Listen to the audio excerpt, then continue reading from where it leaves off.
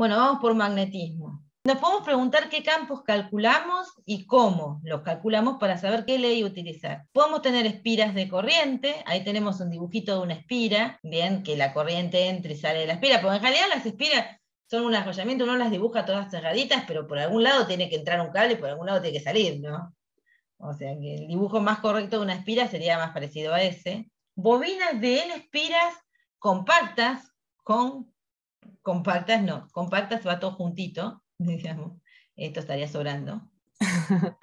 Claro. Yo les dije que anoche estaba súper cansada. Bueno, compactas, L mucho menor que el radio o lado, porque, bueno, pueden ser circulares, no pueden ser circulares. Acá dibujamos una espirita circular, podría ser cuadrada, lo que sea.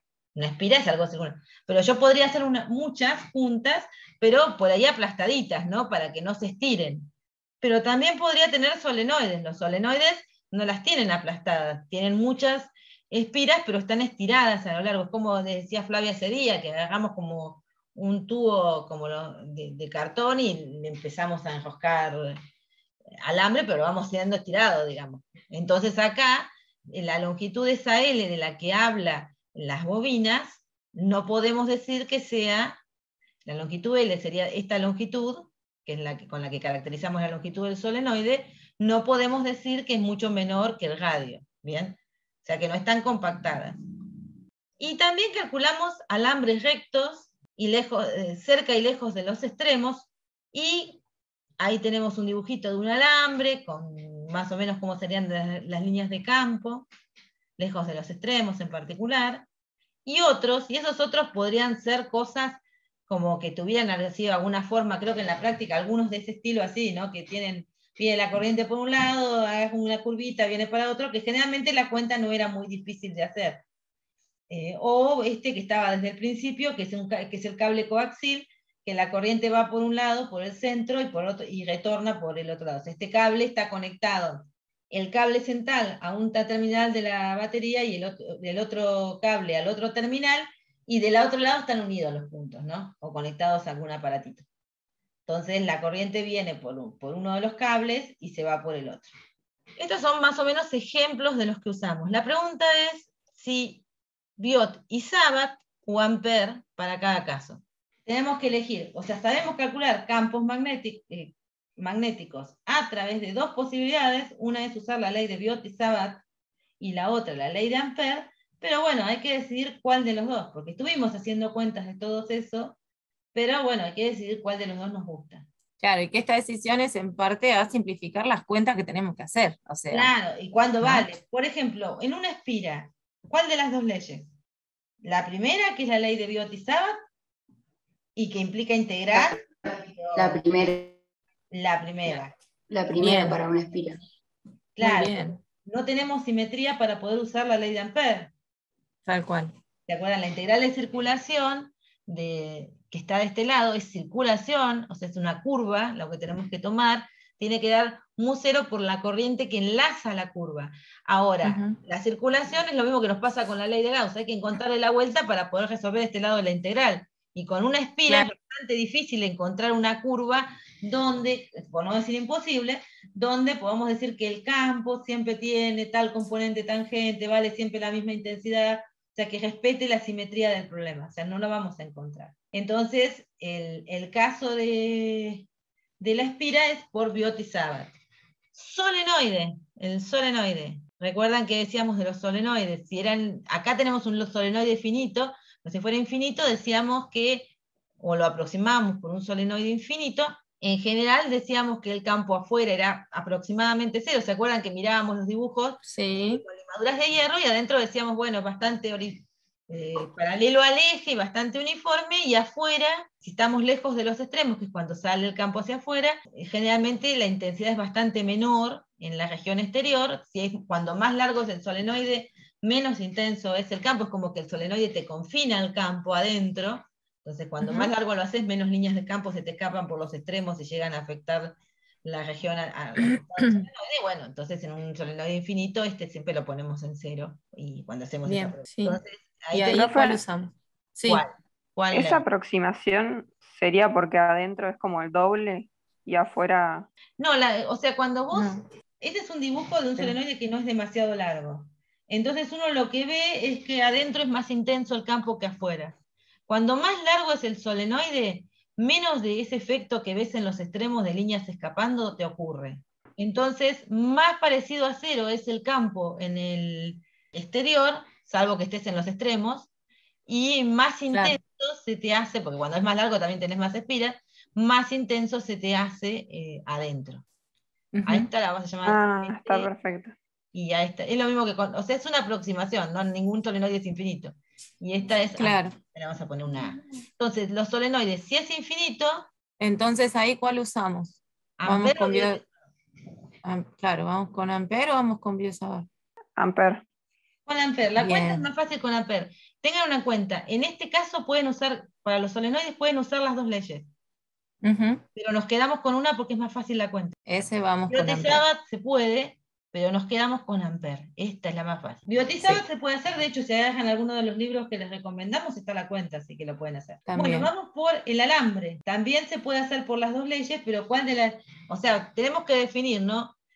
Alambres rectos, cerca y lejos de los extremos. Claro. Entonces, si es infinito, Ampere, dicen. si L tiende a infinito, o L grande y lejos de los extremos, y si es finito, ¿qué tenemos que hacer? Si tiene un finito en longitud, ¿no? Claro. Si tiene una longitud determinada, ¿qué hacemos? Vamos a llamar L0. Uy, comí la U. L igual a L0. ¿Qué dice? Voy a poner muy. ¿Qué hacemos si el alambre no es muy largo? Ah, no muy largo, dice. ¿Cuál aplicamos? Bueno, es Biot-Savart. Ahí está. Es Biot-Savart, sí. Y obviamente para la que está al costado ya no hay opción. Acá es Biot-Savart. Totalmente. Y en los cables coaxiales normalmente es ampere. Porque siempre se toma como un cable largo y se usa ampere. Porque Biot-Savart te puede llegar a morir. Claro. O sea, no es que está prohibido, vamos a hacer así, ¿no? Este es el que siempre calcula. Tal cual. Entonces, vamos a ver. Lo primero que nos piden es un cable coaxial. Y lo que nos dicen es, este cable coaxial circula una corriente I. Recuerden que el cable coaxial es como este dibujito, ¿no? Uno tiene una malla metálica que es el conductor externo, está cubierto de un cable para que lo podamos agarrar y no nos dé corriente. Hay una parte aislante que sujeta al conductor interno, ¿no? Entonces, este dibujo es muy ideal, digamos, por fuera hay algo que lo cubre y por dentro, entre medio de estos dos, también hay algo que lo sujeta. Pero bueno, tenemos los conductores y preguntamos, mientras circula la corriente, en estas condiciones, ¿los conductores están en equilibrio electrostático? No, dicen en el chat. Claro, no, porque hay movimiento de cargas, así que estos no están con equilibrio electrostático. ¿Hay un campo en el interior del conductor? ¿Hay un campo eléctrico? ¿O el campo eléctrico dentro de los conductores es cero? ¿En estas condiciones que circula una corriente? ¿Qué opinan con el campo eléctrico? No, dicen en el chat. No hay campo eléctrico. ¿Y entonces quién empuja las cargas para que circulen las corrientes? A ver. ¿Cuál es la fuerza que hace? No, que no es cero, dicen. Ah, bien. Bien, bien. Entonces.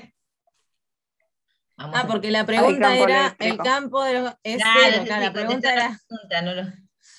Claro, respondieron a la pregunta que está escrita, está bien. Bien, perfecto. Genial, ahí nos Y el entendimos. campo, recuerden que habíamos hablado que lo genera, por ejemplo, una fuente cuando lo conectamos en los extremos y mantiene la diferencia de potencial. Supongamos que elegimos una curva amperiana cuadrada concéntrica con el cable coaxial que lo encierra.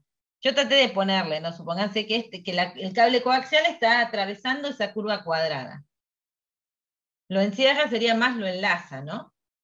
¿Cuánto vale la circulación del campo magnético? ¿Qué opinan? A ver qué pasa ahí. Puse una curva amperiana que enlaza. O sea que ese cable está atravesando esa curva amperiana cuadrada. Claro. ¿Qué pueden decir de la circulación del campo magnético? ¿Qué ley les deja hablar de eso? Había que empezar por ahí, ¿no? Claro, ¿cuál de las dos que dijimos recién nos ayudan a contestar esto? La de Ampere, pero hay La de una corriente Ampere. que sale y otra que entra. Perfecto. Entonces Perfecto. enlazaste dos corrientes, ¿no? Que tienen, en cuanto a magnitud, ¿cómo son? Fíjate el dibujo. Tienen el mismo nombre, ¿no? Sí, es la misma, sí, que son iguales. están conectados. Eso. Son magnitudes iguales, pero tienen sentidos ¿qué? Opuestos. Opuestos. Entonces la corriente neta que vos enlazás, ¿cuánto vale? 0. 0. Entonces, ¿cuánto te da la circulación? 0. 0. Ahí está. A pesar de que la curva, como que, ay, ¿por qué me elegiste una curva cuadrada? ¿No? Claro, para Pero que no importa, no sepan importa. que no necesitan saber, les podía haber dado un Claro. hexágono y también me podían contestar que da 0. Y observen 0. la diferencia en las respuestas. Cuando hablé del campo, hablé del vector nulo. Y cuando hablé de la circulación, que es un escalar, le puse un 0. ¿Recuerdan eso? No pongan el vector campo eléctrico igual a 0. Es un vector, entonces es el vector nulo. ¿Bien? Claro. ¿Cuánto vale el campo magnético? ¿Es nulo sobre esa curva? O sea, acabamos de decir que la circulación del campo magnético en esa curva es 0. Bien.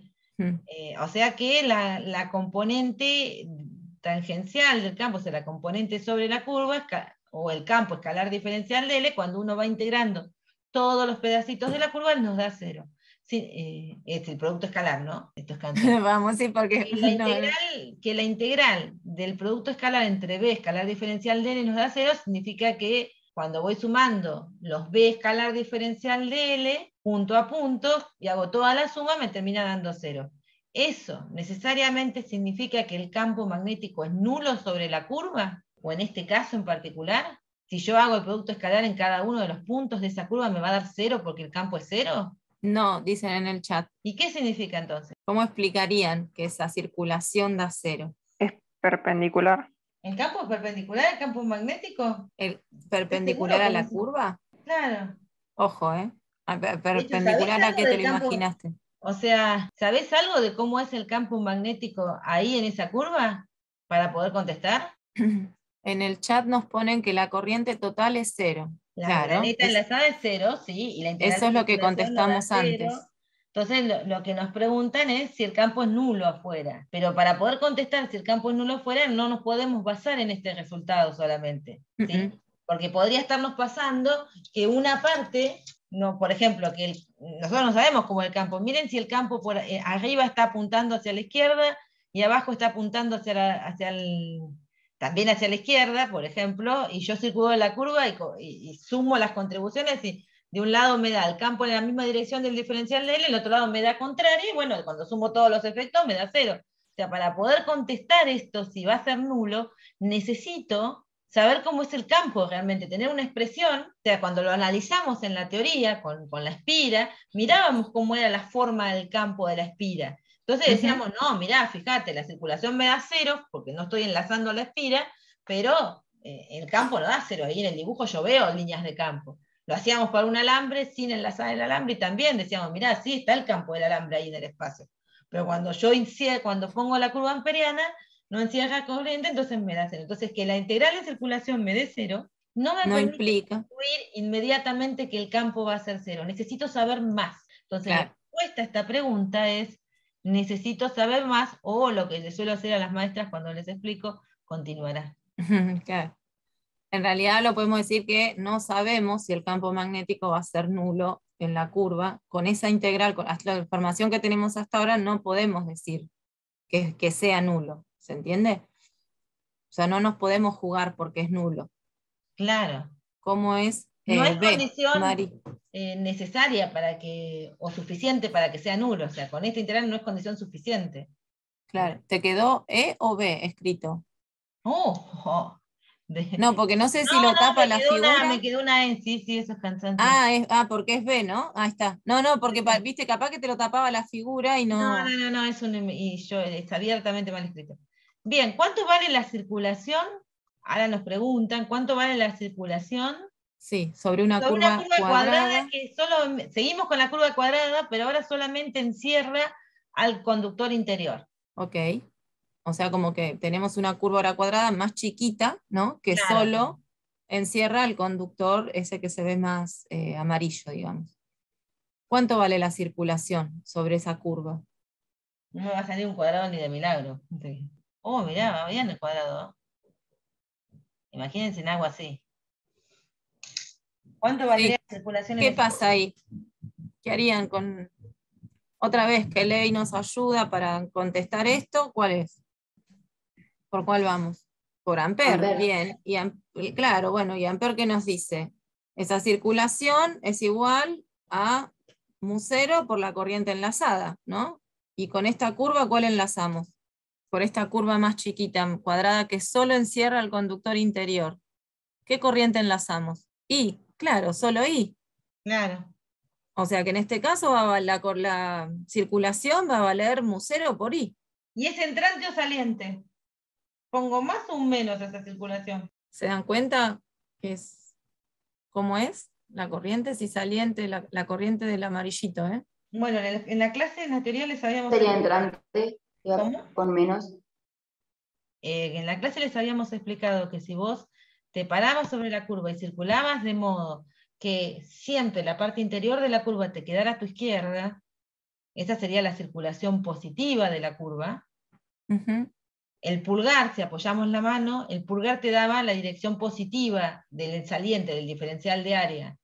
O sea que esta corriente es saliente, así que tiene un signo Va positivo. con menos, dice. No, esta va con positivo, la del amarillito, ¿eh? Es saliente del... Para que Capaz que la circulación es esta, vamos a la circulación de esta.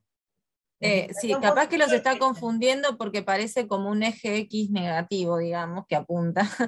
Pero en realidad, ojo, lo que estamos pensando es esta corriente, ¿sí? Si ustedes, esto es como una perspectiva del cable, o sea, el cable, si ustedes lo tienen como que lo tendrían enfrente de la pantalla, esa corriente apunta para ustedes, apunta para nosotros, sale de la pantalla, la corriente del conductor amarillo, del interior, ¿sí? Y entonces por eso, si circulamos con el sentido de circulación de la curva definido positivo de tal manera, como decía Marisa, que si recorremos la curva, el área limitada por la curva siempre nos queda a la izquierda, que ese es el sentido de circulación definido como positivo, entonces, bueno, ahí coincide todo, ¿no? La corriente saliente es positiva y el sentido de circulación también nos da positivo. ¿Se entiende? Bueno, eso recuerden repasarlo por las dudas, para que más o menos para que cuando hagan las cuentas y todo, después se les verifiquen las cosas, porque a veces, después si eso no lo tienen claro, empiezan a meter signos cambiados, y entre lo que dibujen y lo que calculen, van a tener diferencias. Y eso no sería bueno. Supongamos que ¿Sí? elegimos Y por una ejemplo, superficie. ¿Perdón? Sí. ¿Cómo? que si tomamos, ponerle una curva que encierre la otra corriente, Es nada más. Sí. ¿Esa sí sería entrante o no? Pero es Sí, la. sí, Bueno, sí, solo tendrías el conductor con gris, digamos, sin el conductor amarillo adentro, ¿sí? Sí. Ahí en ese caso sí sería entrante, claro. Pero guarda que como hoy las tomamos juntos, nos dio 0 porque uno era entrante y otro claro, saliente, si ¿no? no hubieras escrito mu0 por i para la del conductor interior, que es saliente, y menos mu0 por i por la entrante. Claro. Y La, ahí de te afu- la, quedaría. la del gris sí es entrante. Supongamos que elegimos una superficie. Ahí abajo tienen un dibujo donde el punto medio gigantesco intenta representar la punta de la corriente. El círculo es el alambre y acá tienen la curva de circulación, ¿no? Y si ustedes apoyan la mano derecha y siguen las flechitas de circulación positiva, el diferencial de Ujú, área les da saliente hacia ustedes, que es la misma dirección que tiene la corriente. claro. Supongamos que elegimos una superficie gaussiana. Recuerda, las superficies gaussianas eran superficies cerradas. Entonces ponemos una Ay, perdón. superficie gaussiana que encierra el cable. Supónganse que elegimos un cilindro que encierra el cable amarillo del medio. ¿Cuánto vale el flujo del campo magnético? Bueno, ahí encierra el cable, justo ahí dice, mira, entre A y B. Si el radio es entre A y B. Entonces Claro, ponemos una superficie a la cilíndrica que encierra al alambrecito amarillo, sea entre A y B. Tiene un radio entre A y B, cierra un pedacito de ese alambrecito. ¿Cuánto valdría el flujo del campo magnético a través de esa superficie cilíndrica? Hay otra ley que nos ayuda a responder. sí, ¿se acuerdan qué pasa con el flujo del campo magnético? Es igual a la carga encerrada sobre el cero. Pero ese es el campo eléctrico. Claro, acá estamos pidiendo sobre el magnético. ¿Qué pasaba con la ley de Gauss para el campo magnético? La integral de flujo se sigue escribiendo, ¿no? Como la integral, así que no va. Pero aquí es igual la del campo magnético. La vimos como muy al principio. Hablamos bastante de esa ley. Ujú. Pero fue en las primeras clases de magnetismo, digo, me parece. Dos Después nos clases. pusimos a calcular. De- Después nos pusimos a calcular campos y nos olvidamos, capaz. ¿Qué pasa con la ley de Gauss para el campo magnético? ¿Qué habíamos dicho? Que era igual. ¿Se acuerdan que tenía? Además, ¿qué consecuencia traía eso, no? Que algo del monopolo magnético, no sé. Claro, lo que decía es que el flujo del campo magnético siempre era cero, independiente Ujú. y era porque no, en el caso del campo eléctrico sí había cargas positivas o cargas negativas, pero que en los campos magnéticos no teníamos monopolos, o sea, no había nortes separados de sur. Entonces, no importa qué superficie agarremos o qué enlacemos, qué inserremos en la gaussiana que elijamos, para el campo magnético siempre da cero. Así que la ley de Gauss del campo magnético es sin monopolos. Siempre cero, digamos, es así de simple. Entonces ahora nos pueden pedir que enganchemos el campo magnético en todo el espacio y que despreciemos el espesor del cascarón. Eso es para hacer la cuenta un poco más rápida y fácil. Ujú. Entonces lo que tenemos ahí, volvemos a tener el cascarón, y si queremos calcular el campo magnético, ahí tenemos que empezar a analizar cómo o qué forma tendría el campo magnético. Como estas son distribuciones de corriente que son cilíndricas, en principio, si tenemos un campo magnético, va a ser muy similar en cuanto a la simetría al que tengamos para un alambre, ¿bien? Para un cable, claro, tal Entonces, cual. un cable, o sea, para un cable por el que pasa una corriente. Entonces, lo que podemos hacer es usar la ley de Ampère y empezar a trazar distintas curvas amperianas. Ahí hay dos, una dentro del alambre y una fuera de todo, que debería aparecer una tercera. Ahí está la tercera que está Falta dentro una del región. cascarón y Bueno, dos. esa no, ahí están. Bueno, ahí hay 4, pero en realidad calculamos 3 porque suponemos que ¿no? Claro, Que la la verde verdecita no, esa no la vamos a calcular, igual tampoco no, es tan terrible, pero queda una expresión media no. feita. Pero no, Ujú. igual hace la No misma. hace más, no aporta demasiado más, digamos. Sí, sí, a lo que es el análisis. Bueno, entonces lo Claro. que tenemos que aplicar es la ley de Ampère. Sabemos que tenemos simetrías cilíndricas, que el campo es, está en, no lo estoy poniendo acá, pero es como el campo de un alambre, que es tangente a circunferencias concéntricas con el alambre, y vale lo mismo sobre un mismo radio, o sea que el B magnético, en general, para estos tipos de configuraciones, no sabemos bien cuánto vale, pero yo sé que va a ser una función únicamente de la distancia de alambre, que la solemos llamar R, y que va a estar en Sí, la dirección tangente, que la llamamos θ, porque esta θ es cilíndrica. Entonces, si nosotros elegimos curvas amperianas, que son circunferencias concéntricas con los alambres estos, mantenemos la simetría cilíndrica, entonces el diferencial de L de esas circunferencias lo voy a poder escribir como un módulo de diferencial de L, pero también en la dirección de θ. ¿Bien? claro. Entonces, cuando reemplazamos estos dos acá, nos queda el módulo de B, el módulo del diferencial de L, por θ escalar θ, que nos da 1. Entonces nos queda que la integral, que era algo vectorial, se convierte en algo escalar. Y bueno, como B vale lo mismo sobre cualquier punto de esa circunferencia concéntrica, sale de la integral, y me queda la integral del diferencial de L, que nos da la longitud de la circunferencia, que es 2pi por R. Ujú. Ahí se metió demasiado cerca la expresión. El igual, sí, no, No, si está bien. salgo para arreglarlo va a ser para peor. Fíjense que esto nos tiene que dar igual a mu0 por la corriente enlazada. Entonces el truco acá está en qué corriente enlaza y en qué regiones voy a considerar. Claro. Entonces, en el Si caso estamos adentro, de que estemos dentro del alambre, voy a tener que hacer una especie de proporcionalidad, ¿no? Porque voy a necesitar saber cuánta corriente enlaza. Entonces, no enlaza toda la I en la curvita, en la perianita negra que tengo acá adentro, enlaza un pedazo. Entonces yo tengo que encontrar la densidad de corriente que va a ser. Esa densidad de corriente, el módulo va a ser la corriente sobre el área claro. transversal, que es pi por a cuadrado.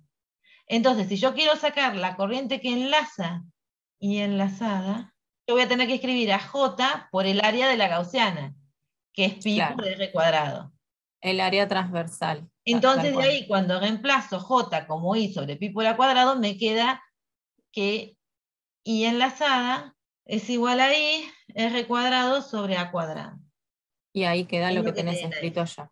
Cuando Claro. llegamos a A y para arriba, la Ujú. corriente enlazada es fácil porque es directamente I. Y Hasta como B. decimos, despreciamos el espesor para no hacernos lío de cómo sacar. La cuenta es la misma, uno hace que la I tiene una I, Sí, pasa que es más difícil escribir esa área, que es como un área de un Claro, anillo, no sé cómo ponerlo, cómo decirlo fácil, claro, ¿no? tienen que hacer, el área el área que dividen, en vez de ser pi por a cuadrado, va a ser pi sobre c cuadrado menos pi por b cuadrado. Y después tienen que Claro, dividir el área que es pi por r cuadrado menos pi por b cuadrado. por b cuadrado. Es Por fea. eso, queda una diferencia ahí de cosas que no, O sea, sí, siguen queda haciendo medio feo. j dividido el área y siguen multiplicando por el área del pedacito de amperiana, porque ahora no es toda la amperiana, sino un pedacito, que les va a dar la cantidad de corriente que enlaza. Tienen que sacarlo, pero bueno, para no hacer lío.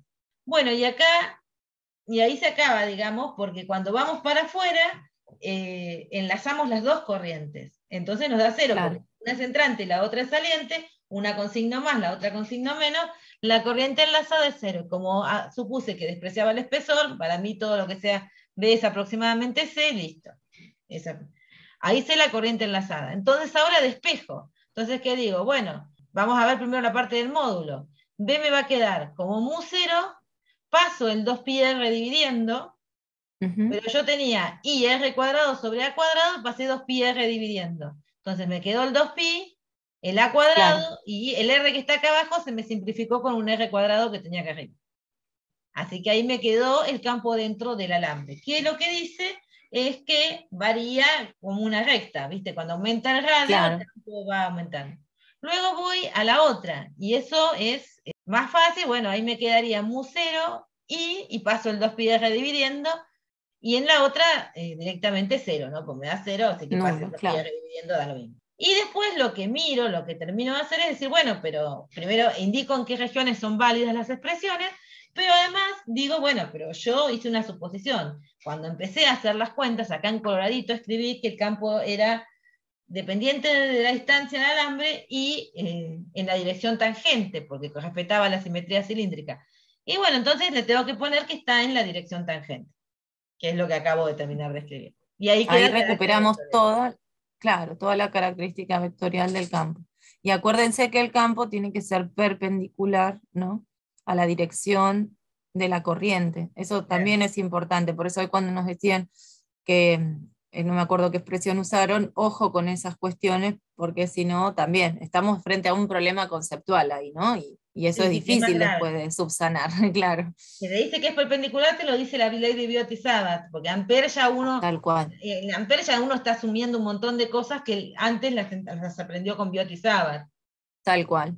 Biot-Savart te dice de entrada, como es un producto vectorial entre el R versor que apunta del elemento corriente al punto y la dirección, Y el elemento de corriente, el elemento de corriente, y bueno, entonces la corriente tiene que ser perpendicular sí o sí al campo para que se cumpla, y claro. acá lo cumple.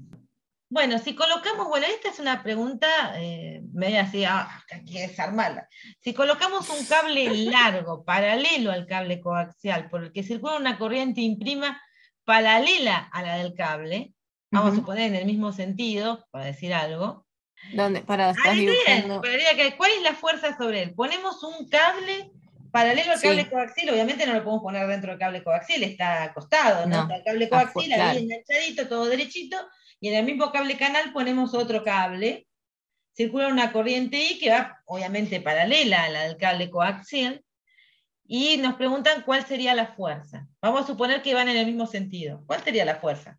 Para calcular la fuerza, recuerden que tienen que usar la fuerza sobre un elemento de corriente, que en este caso el que la siente es la I', la de ese cable que uno tendría que dibujar paralelo, a ver si me sale el dibujo, tendrían que imaginarse que viene un cable así por acá, ¿no? claro. Y O vamos, sea, tenemos otro cable más por el que circula una corriente. y vamos a suponer que va para un lado, ¿no? Porque es paralela, pero no, como el cable coaxial tiene para los dos lados, vamos a suponer que va para acá. Para decir algo, ¿no? Claro, ¿qué pasa ahí? ¿Cuánto vale esa fuerza? ¿Qué opinan? Tenemos que reemplazar ahí el I diferencial de L y el campo magnético fuera del cable coaxial. ¿Cuánto vale el campo magnético fuera del cable coaxial? ¿Lo ven ahí abajo, último renglón? Bueno, ¿y Bueno, cuánto vale entonces esa fuerza? ¿Cuánto vale el campo o afuera sea, del cable o sea, coaxial? ya saben cuánto vale, vale cero el campo fuera. Es nulo, claro. Está Entonces, ahí en la expresión, o sea, están viendo la expresión ahí escrita. Entonces, si es cero, yo elegí esa dirección para la corriente, pero no me importa ya la corriente y prima, porque en realidad En como está realidad, en cero no va a sentir nada. claro, no importa la corriente, qué tan intensa sea ni nada, para el otro cable no va a experimentar ninguna fuerza, por lo menos que le haga este cable coaxial, ¿no? Y acá me preguntan si depende de la dirección de la corriente. Supónganse que en vez de ponerlo así, lo pongo por un costado, pero que pasa perpendicular al cable, pero no pasa por dentro, no está al costado, pero con dirección perpendicular. ¿Me va a importar para dónde apunte el cable que está afuera? No, tampoco, claro, lo dicen No, en el chat. porque claro, si el B es cero, no me importa nada ya. Ya está, es nulo afuera del cable, no importa para qué lado, es nulo. Bien, fuerza nula también. Bien, y esto es un típico problema que suele aparecer en las cosas. Fíjense que le suelen dar uno o dos cables, suelen aparecer, este no lo alcancé a animar, ya se nota porque están los resultados. Vamos a poner que aparezcan las cosas porque si no, no se entiende qué es lo que está ahí. Bien, dice, son 3 cables largos, paralelos, por los que circulan 3 corrientes iguales en intensidad, dirección y sentido. Los cables están ubicados en los vértices de un triángulo equilátero del lado D. Entonces, Y lo que preguntan, verá, lo que están viendo en la sí, pantalla es el esquema del triángulo equilátero y estas círculos con las cruces están representando a los cables y las cruces indican que las corrientes están entrando perpendicularmente a la pantalla, o sea que estamos viéndolos claro, como de frente a los cables, digamos, y no de costado.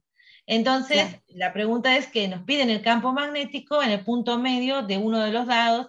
Yo elegí en particular el que está marcado ahí abajo, abajo, el horizontal, digamos. elegí acá, llamé a cada uno de los cables con un nombre para poder hacer las cuentas. Entonces, si yo quiero calcular el campo en este punto, lo que tengo que hacer es aplicar superposición, sumar los campos magnéticos que generan cada uno de los cables. Entonces, si yo quiero sumar los campos magnéticos que generan cada uno de los cables, tengo que ir a calcular el campo de un cable.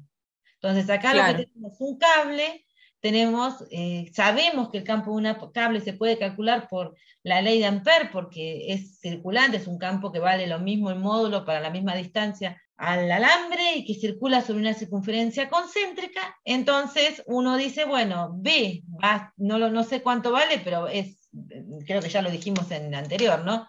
Es B de R en tita, y el sí, diferencial de L es el diferencial de la curva.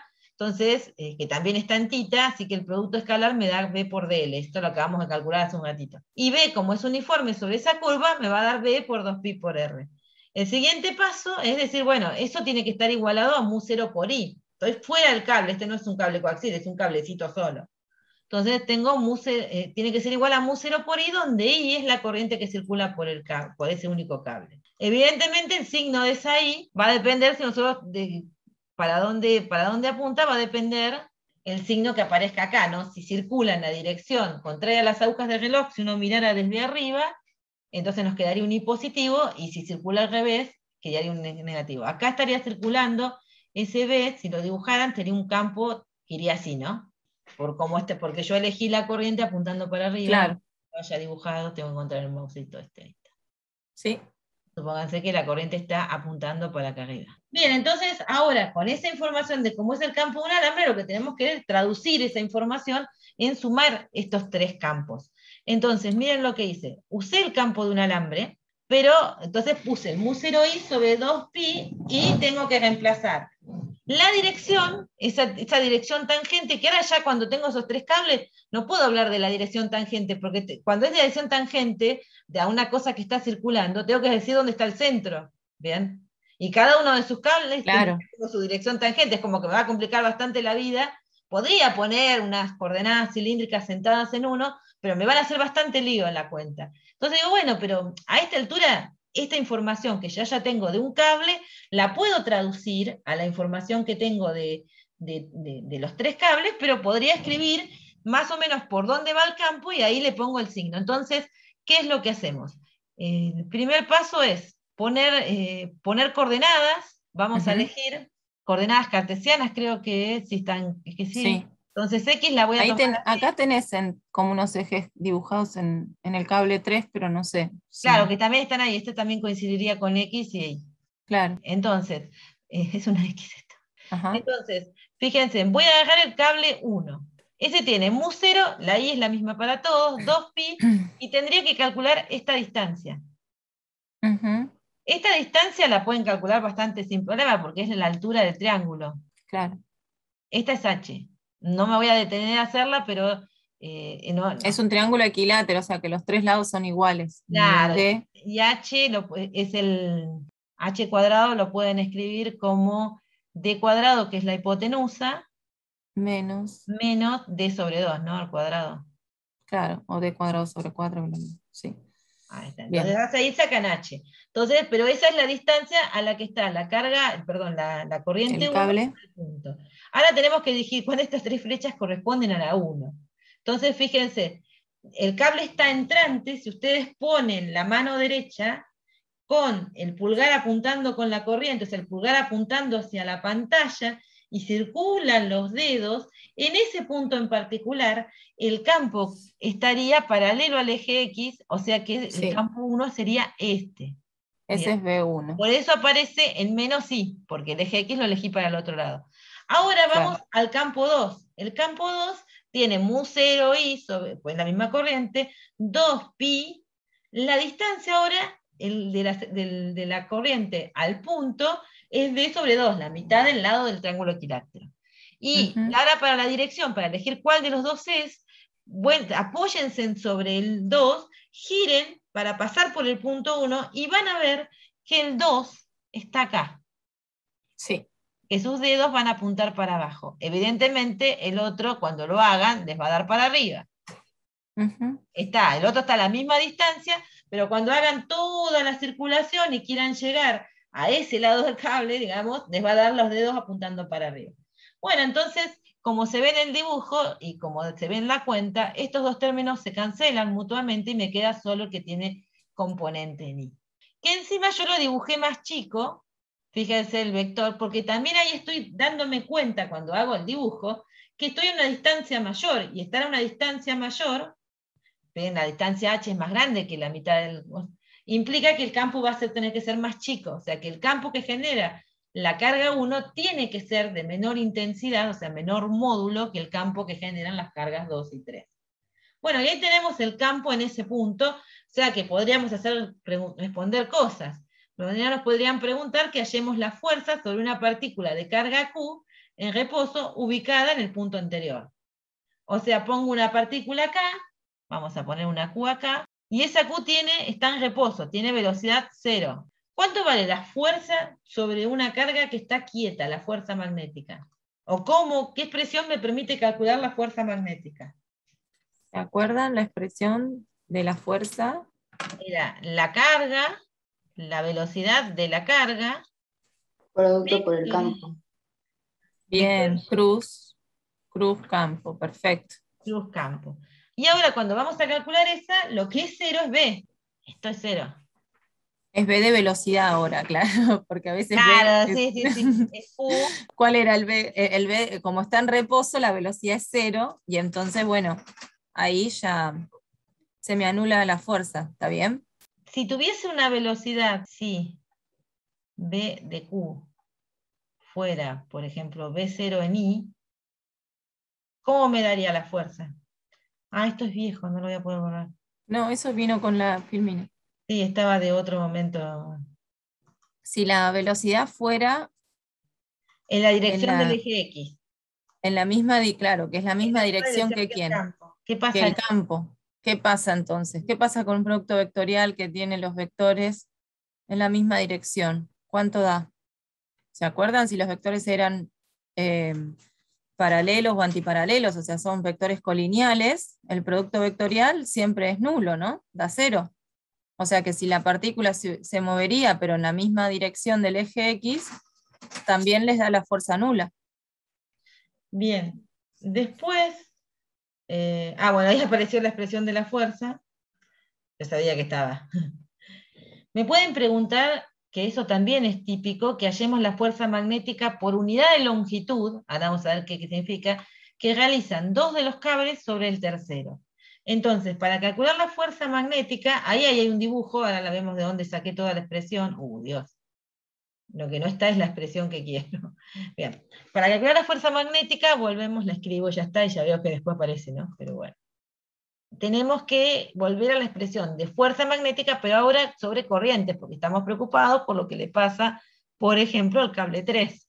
Entonces, lo que hacemos es la fuerza magnética va a ser igual a la suma de las fuerzas magnéticas de cada uno de los cables, sobre el que me interesa, y eso va a ser la sumatoria de, vamos a suponer, I3 dl3 vector B sub I. I3 podría no ponerle porque todas se llamaban I, ¿te acordás? O sea, Sí. así que el 3 se lo vamos a sacar por un ratito. Bueno, sí, se lo sacamos. Entonces nos queda esto, el diferencial del E3 es el cable 3, vector los B sub I, que son los que estamos sumando, ¿no? Entonces, lo que tenemos que hacer es ver cómo serían los campos, necesito saber los B sub I, pero ahora en este punto, y ahí es donde la cuenta es un poquito más fea, ¿no? Porque ahí lo que tenemos que ver es, apoyando la mano sobre, por ejemplo, el I1, o sea, lo que tenemos que sumar son, si lo escribimos mejor, que tengo el puntero, tendríamos que escribir, estos términos implican I por I1, diferencial, no, me sobra un I1. Aunque no lo crean, no vamos a llegar a terminar. Cortamos y de última le dejo una grabación.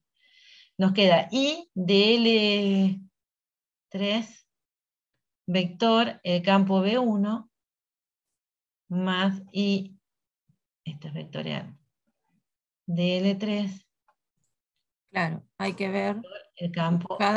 los campos que produce cada cable, donde está I3, y ahí poder calcular la fuerza. Claro, entonces una cosa que nos puede ayudar para hacer la cuenta, porque el módulo de B1 no es muy difícil de calcular ni en el B3, porque fíjense que el módulo de B1, que es el que hace va a ser mu0, la corriente 1 que vale I como 2pi por la distancia de la corriente 1 al punto donde yo quiero calcular el campo B1, que es sobre la corriente 3, o sea que acá abajo nos aparece el D de la distancia, del lado del triángulo.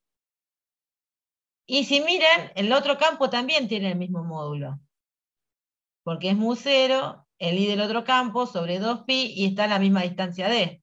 Bien, porque está a un lado del triángulo. El tema es las direcciones, los módulos los tengo. Bueno, entonces...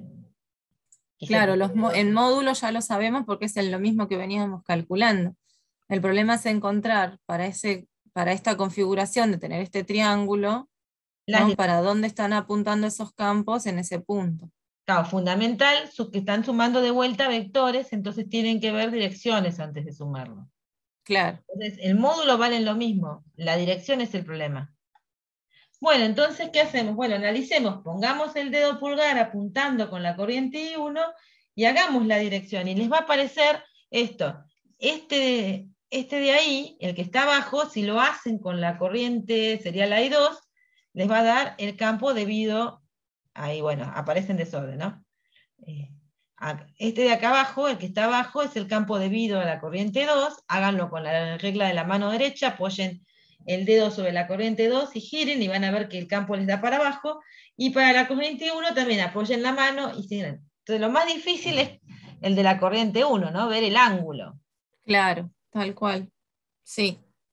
Ahora, ¿uno de qué se agarra acá? Para saber el ángulo que forman, una cosa que ve es que este es un triángulo equilátero, o sea que la suma de los tres ángulos valen lo mismo, y la suma de los tres ángulos te tiene que dar 180, así que el ángulo que está por dentro es 60.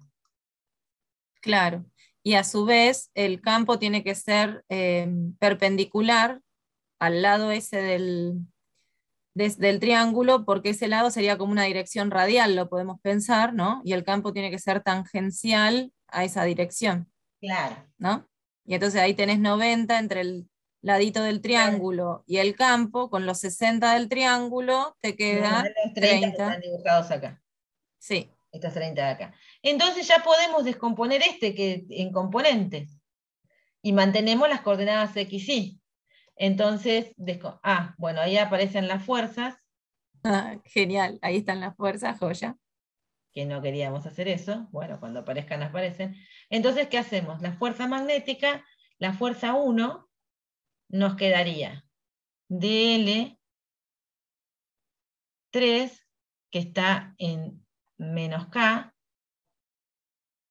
vectorial, B1, que sabemos cuánto vale, que vale mu0 y sobre 2 pi d, y B1 está menos el coseno de tita en I, menos el seno de tita en J. Entonces tienen que resolver esto para calcular esa fuerza. Y acá lo que nos quedó, que está mal escrito por el apurón, es que estos son diferenciales de fuerza, ¿no?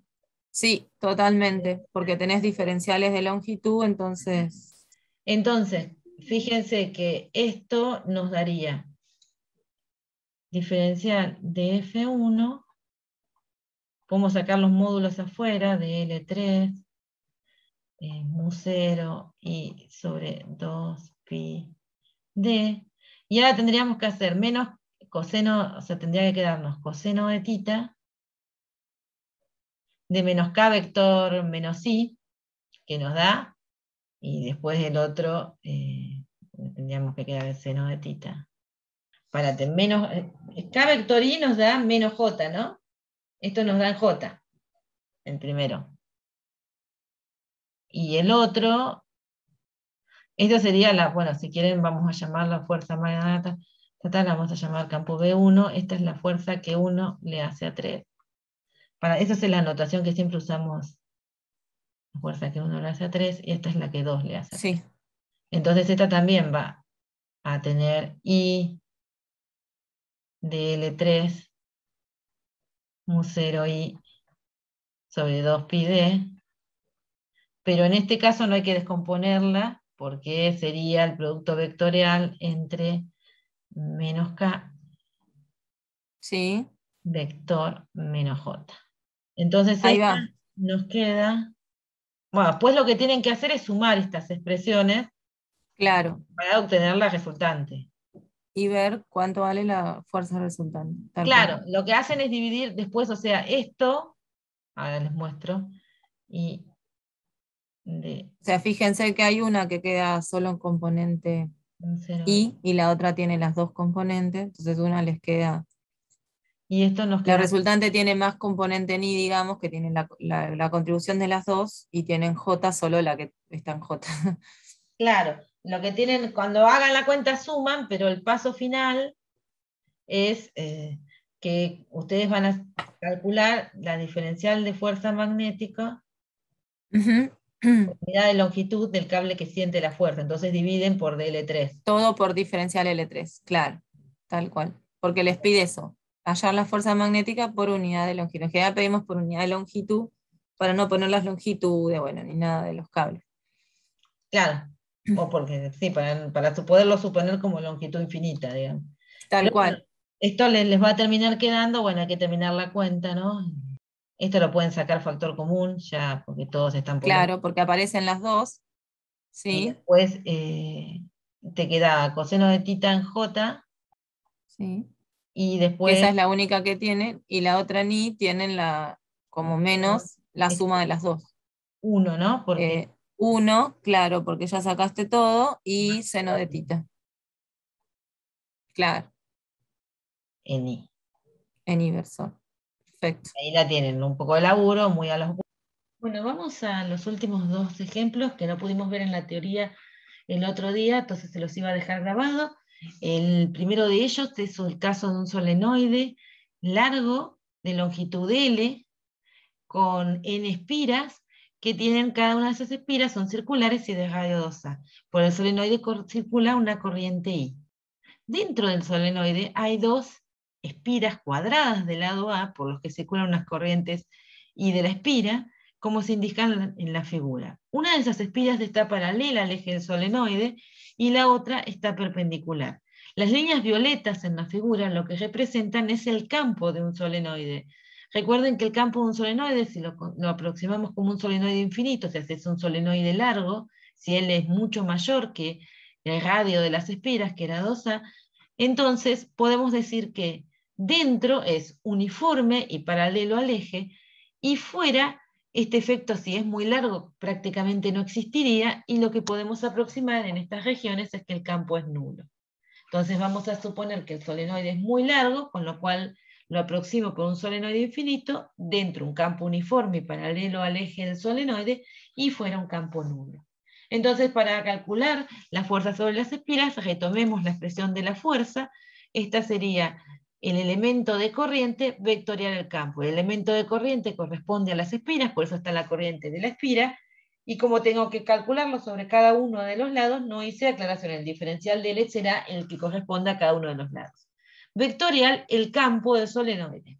Entonces vamos por la fuerza, que es producto de la existencia de un campo magnético en el interior del solenoide sobre cada uno de los lados de la espira. Y vamos a empezar por la espira paralela. Entonces, cuando queremos ir de vuelta a esta expresión, decimos, bueno, I de L lo podría escribir, pero no sé cuánto vale el campo del solenoide. Lo tengo que calcular en función de mis datos. Bien, entonces para calcular el campo de un solenoide, hoy hablamos al principio de la clase que podíamos pensar en la ley de Biot-Savart o la ley de Ampère. Si el solenoide lo podemos aproximar como largo o infinito, lo que nos va a resultar más fácil es utilizar la ley de Ampère. Para utilizar la ley de Ampère tengo que poner un lazo amperiano. Aquí lo estoy dibujando. Este es el más adecuado. ¿Por qué? Porque el lado superior está en una región de campo cero, no va a contribuir a la integral de la ley de Ampère. Los dos lados que están a la izquierda y a la derecha son perpendiculares al campo. El diferencial de L tampoco van a contribuir, y solo nos queda el lado que es paralelo al campo. Entonces vamos a plantear, decimos que la integral de circulación de B escalar diferencial de L, con esto que dijimos que no consideramos el lado superior o los lados de los costados, no va a quedar nada más que B de L, donde DL representa el lado que está en el interior del solenoide. Entonces el siguiente paso es ver que era uniforme, no depende de la posición sobre este lado, sale de la integral y nos queda por B por la integral del diferencial de L, que es esta longitud, que es el único pedazo que contribuye. Y eso tiene que ser igual a mu0 por la corriente enlazada. Si tomamos toda la longitud del solenoide, la corriente que va a enlazar el lazo amperiano va a ser la que llevan todas las espiras. Entonces va a ser n veces la corriente que pasa por una espira. O sea, n espiras atraviesan al lazo amperiano, entonces enlaza una corriente por cada espira. Entonces si agarramos las n espiras en total, eso nos quedaría escrito mu0 por n por i.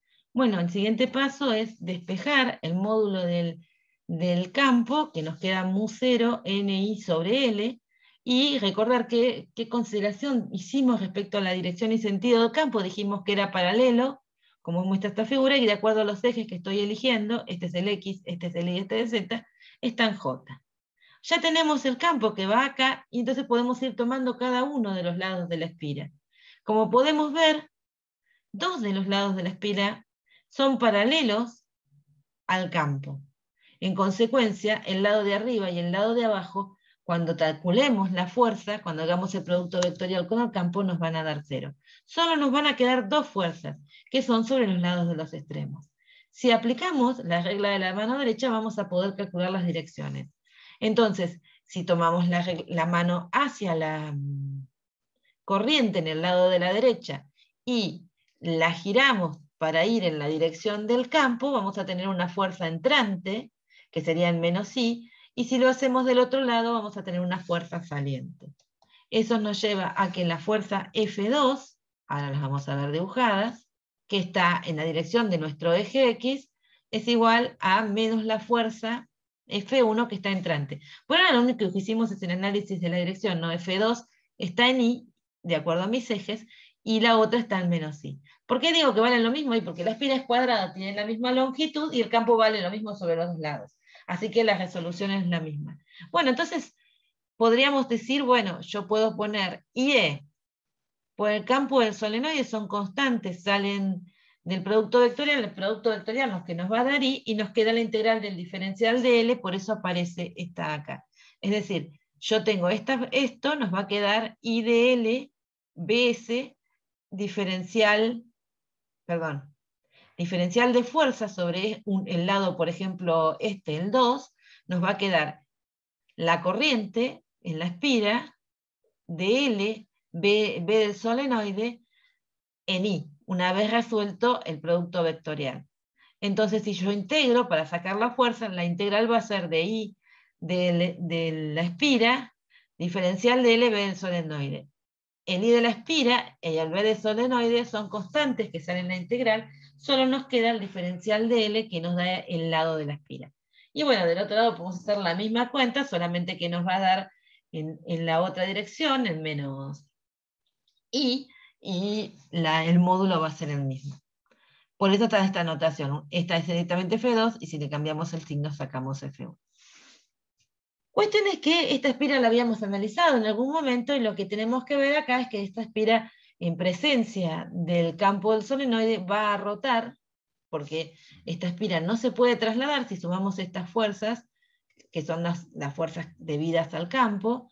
La suma total de fuerzas da 0, así que la espira no se puede trasladar, pero la suma de torques respecto de un eje que pase por el centro y que tenga la dirección de Z no es 0, va a dar un valor, y ese valor es el que va a hacer que la espira rote y ponga su momento dipolar en la misma dirección que el campo.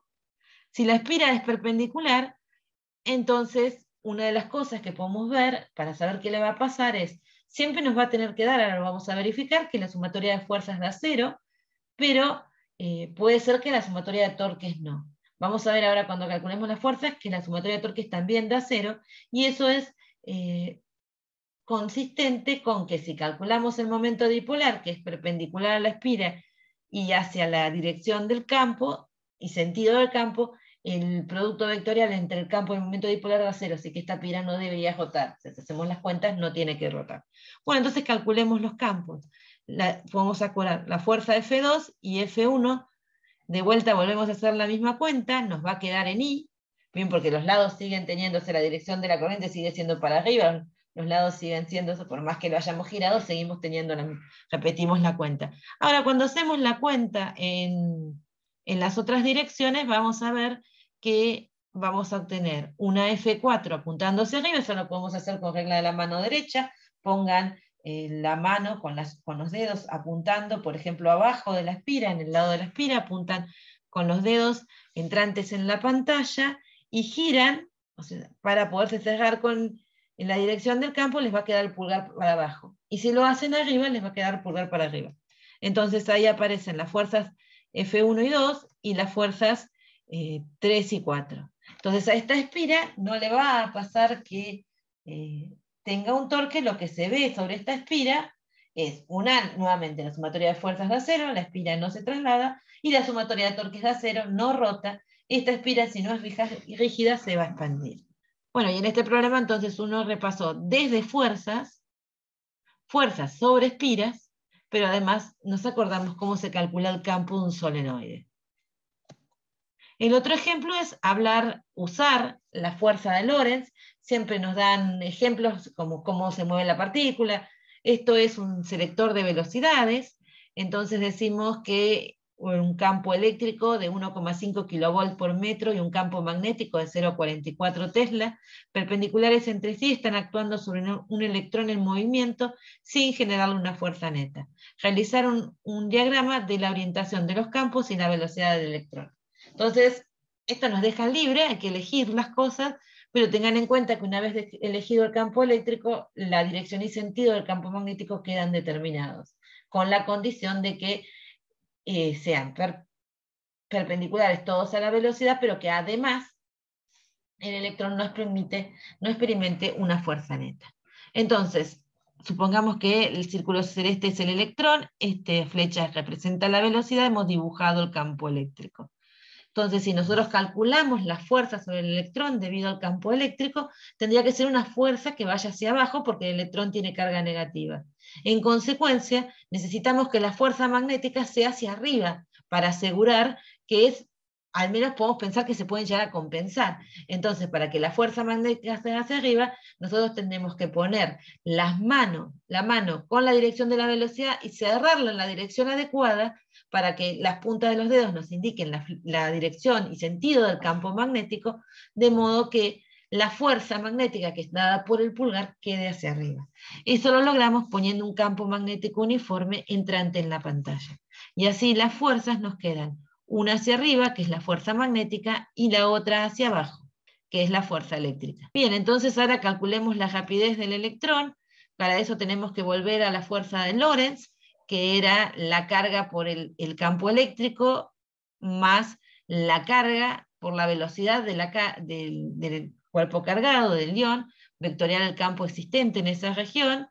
La carga electrónica es menos C, por eso aparece este menos C, y estamos pidiendo la condición de que sea cero para que el electrón no se acelere, o sea, para que siga su movimiento sin ser alterado. Entonces necesitamos que esa expresión de cero, necesitamos que los módulos de E por el campo eléctrico sea igual a E, el módulo del producto vectorial entre el campo magnético y la velocidad.